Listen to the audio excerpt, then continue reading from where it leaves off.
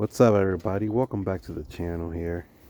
Um, so I'm going to talk about my 2007 BMW 328 Xi. I was having a little issue lately with the car. It would be slow to start, and then finally one day it just gave up and it wouldn't start.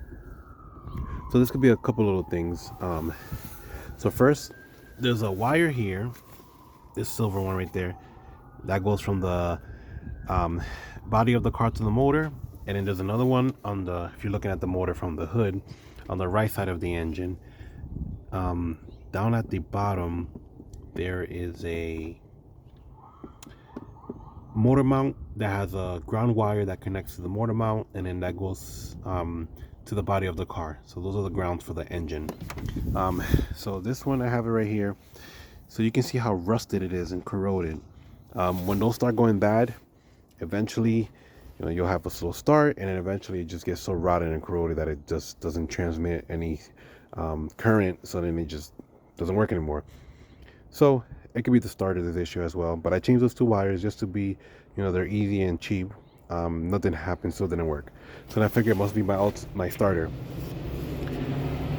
I don't have much leverage in here because of the intake manifold, but I tried to hit the starter a couple times, and nothing happened to see if the car would start. It didn't work.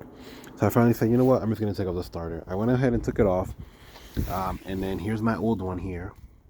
So I did a little test. I have another video posting how to test the starter, but I tested the starter and I was able to see that the starter was bad. I banged on it, it turned on, but it was very weak. So I'm like, okay, it's a bad starter.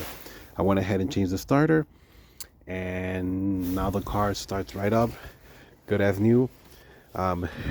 So when you get the starter, you do have to take up the intake manifold. It's not really that hard. It's just a lot of unplugging here and there. Once you get used to it and you've done it a few times, it literally took me like half hour to take it off, to take everything off and the starter. So it wasn't too bad. So if you have a slow start or a car doesn't want to start, that's pretty much, those are the places you can check. Sometimes they say like one of the computer relay might not work because it doesn't read your key. That could be it too, but it's not very likely. And then if you put your key in the ignition and it does the chime, the beeps, then it's reading your key, so it's not that. So it's got to be one of the other issues. So yeah, so go ahead and try those two wires first. If it's not that, then go ahead and change the starter. There's a crankshaft sensor right under the starter. People say, since you're already in there, you might as well get that changed. I did it because I was in there already, but my car was having issues, so I put the old one back on and it's fine. So if it looks fine, then you don't really have to do it.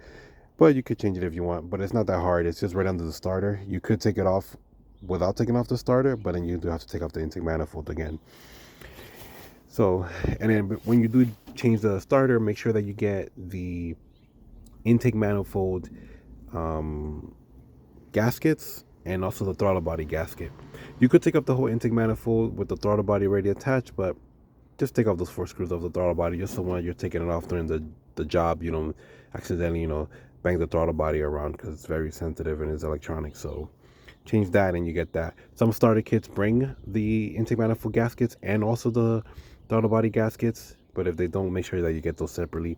And also get these starter bolts. Some starters bring the bolts, some of them don't.